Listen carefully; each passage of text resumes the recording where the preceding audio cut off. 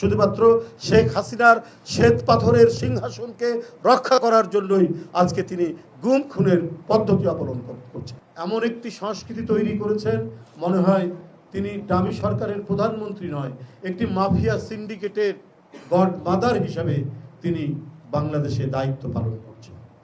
আমরা একটি অবাধ সুষ্ঠু নির্বাচনের মধ্যে দিয়ে একটি বৈধ সরকারের অধীনে নয়, এবং নয় বলেই প্রতিনিয়ত প্রতিদিন প্রতি মুহূর্তে এই আওয়ামী সরকারের স্বরূপ এবং চরিত্র বৈশিষ্ট্য ক্রমাগতভাবে এটা একটি মাফিয়া সিন্ডিকেটের মতো তারা করে তুলছে।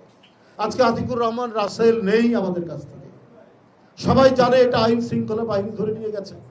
খবরের কাগজে উঠছে যে প্লেন ক্লথ বাহিনীর লোকরা তাকে ধরে নিয়ে গেছে। তিনি ভিক্ষার ঝুলি নিয়ে যেমন দাঁড়ে দাঁড়ে ঘুরছেন, আবার ফিরে আসছেন খালি হাতে। $20 বিলিয়ন তিনি চাইবেন চীনের কাছ থেকে, প্রতিশ্রুতি পেয়েছেন মাত্র $1 বিলিয়ন, মাত্র $1 বিলিয়ন প্রতিশ্রুতি পেয়েছেন। উনি যাত্রা সংক্ষিপ্ত করে ফিরে এসছেন, অজুহাত দিচ্ছেন অন্য কথা, কিন্তু অন্তর্নিহিত যে বিষয়টি সেটি সকলের কাছে জানা হয়ে গেছে। সুতরাং আপনি কি তাহলে এই ভয়ঙ্কর অর্থনৈতিক বিপর্যয় ঢাকার জন্য আতিকুর রহমান রাসেলদেরকে গুম করছেন? আপনি কি বেনজির কাণ্ড, আপনি কি আজিজ কাণ্ড, আপনি কি মতিউর কাণ্ড, এগুলোকে ঢাকার জন্য কোটা আন্দোলনে আপনি না করেছিলেন, পরিপত্র জারি করেছিলেন যে কোটা থাকবে না, আবার কি বলে যে আদালত থেকে এটা হলো কেন?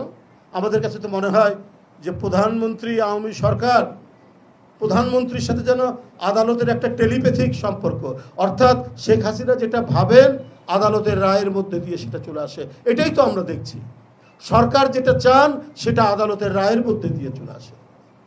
এই টেলিপ্যাথিক সম্পর্কটা হয় কি করে? এত কোমলমতি ছাত্র রাস্তায় নেমে আসছে, প্রতিদিন তার ক্লাসরুম ছেড়ে দিয়ে সেখানে এসে বিক্ষোভ করছে, এটা করবে না? এটা কি অন্যায়? এটা কি অন্যায্য?